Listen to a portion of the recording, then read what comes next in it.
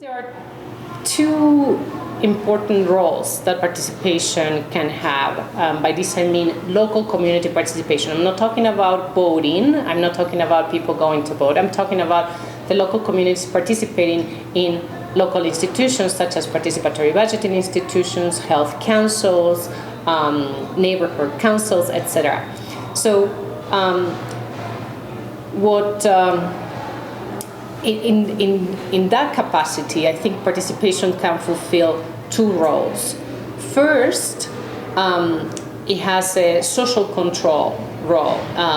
It's a watchdog. It makes sure that local elites spend the money as they're supposed to spend it, that the doctor is in the hospital, that the teacher is coming to the school. So the first role is that they check the local government. They require a certain level of accountability in the delivery of social services.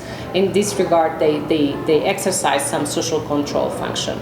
But I think it's also very important, and this was told to me by participants, by civil society participants, that they are also part of the dialogue about the design of public policy, that the role is not only to be a watchdog, but to help design public policies. And I think those are very meaningful inputs and debates for the state, because that allows the state to implement public policies that are closer to the taste and preferences of their constituents.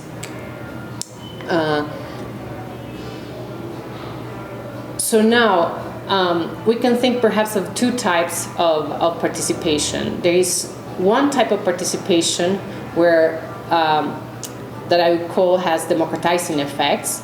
I would say, sorry, has democratizing effects, which is where the local community is working together with the local government.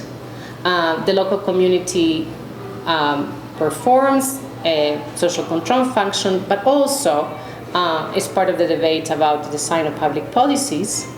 And I think in this context, if these things happen, local community participation can socialize citizens into democracy, into learning what a more meaningful citizenship might be. And this has very positive effects for democracy as a political regime. However, if